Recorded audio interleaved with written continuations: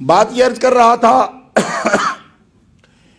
کہ حضور نبی کریم صلی اللہ تعالی علیہ وسلم آپ کے فیض یافتہ حضرت خاتون جنت کی نظر تھی، یہ ذوق آ گیا، ہم امام عالی مقام کو مانتے ہیں کسی اور مقصد سے نہیں، صرف اللہ کے لیے، اس کے رسول کے لیے۔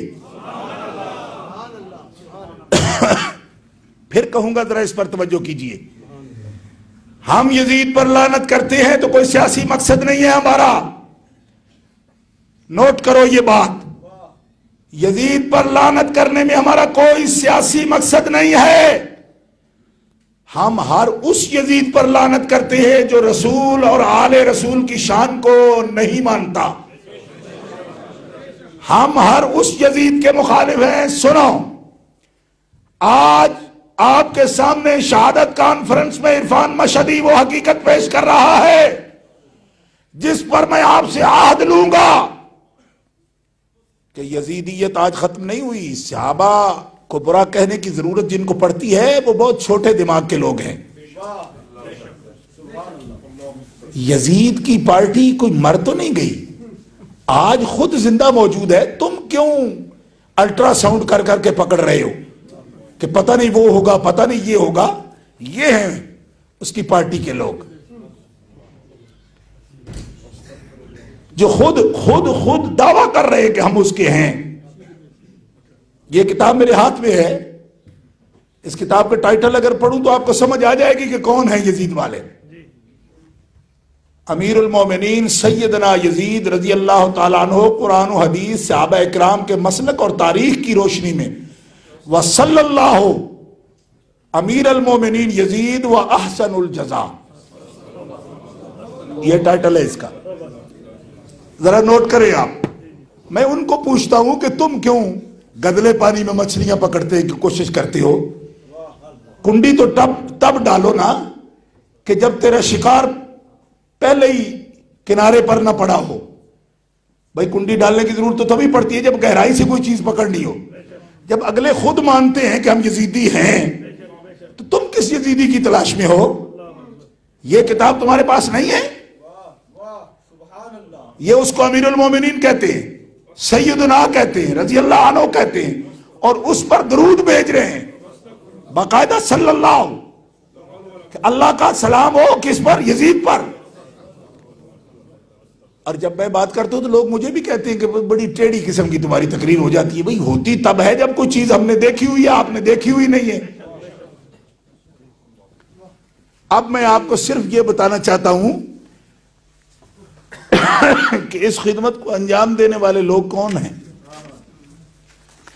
یہ 375 صفحے کی کتاب ہے اور اس کتاب کے ہر صفحے پر انہوں نے اہل بیت کو گالیاں بکی ہیں، یزید کی تعریف کی ہے، اور اس کتاب کی تصدیق کرنے والے کہ یہ کتاب درست ہے اور یزید واقعی جنتی ہے، پہلا نام ہے مودودی صاحب کا۔ یہ کتاب میرے ہاتھ میں ہے، آپ UK اسلامک مشن والوں کو اپنی کھالے میں اتار کے دے دیجئے، لیکن پہچانیے ضرور کہ انہوں نے ہماری کیا خدمت کی ہے۔ اس کتاب پر دستخط پہلا بندہ، بڑا نام، مفتی محمد شفیع دیوبند، مولوی اسماعیل مرکزی ناظم اعلیٰ جمعیت اہل حدیث پاکستان، گرجاکی گیٹ گجرانوالہ، ان سب لوگوں نے اس پر دستخط کیے ہیں۔ اور میرے ہاتھ میں کتاب ہے، میں آپ کو بالکل اس سے آگے ایک بندہ بھی دیکھنا چاہے گا میں دکھاؤں گا اس کو۔ 1963 میں یہ کتاب 1963 میں چھپی، ملک امیر محمد خان نے اس پر بین کیا اور کوڑے مارے اس کے مصنف کو۔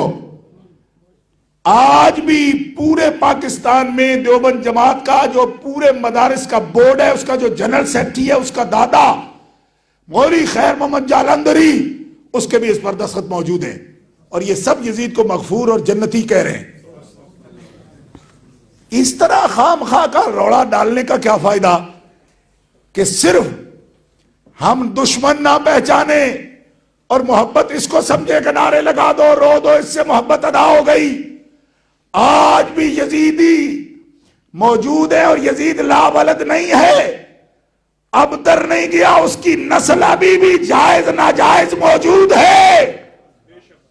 اور عرفان مشہدی ہر وقت آپ کو بتاتا رہتا ہے کہ اگر یزیدی نسل موجود ہے تو حسین کی نسل بھی کربلا میں ساری نہیں کٹی۔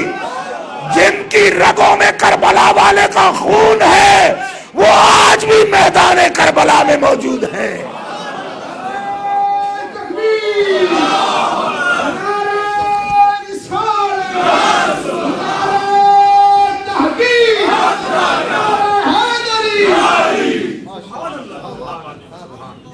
اور جب ہمیں یہ پتا ہوتا ہے تو ہمیں تکلیف ہوتی ہے، اور پھر اس وقت تکلیف بڑھ جاتی ہے جب وہ لوگ مخلص ہمارے بن کے ہماری صفوں میں آ کر بیٹھ جاتے ہیں، اور پھر کہا جاتا ہے جی اس میں تو سیکٹیرین وائلنس ہو رہا ہے۔ کوئی وائلنس نہیں ہو رہا ہے، کتاب سامنے پڑھی ہے۔